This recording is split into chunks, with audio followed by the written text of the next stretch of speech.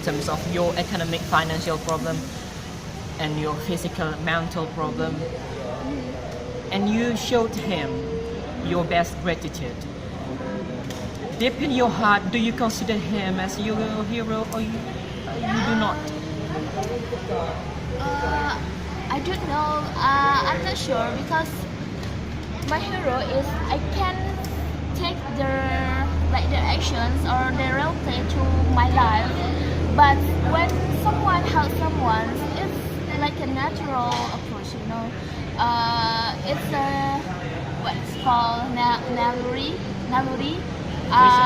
Yes, like intuition. Someone helps someone is like humanity. So I don't know. I can take their actions to be my hero or not. But for example, my mom acts like mom.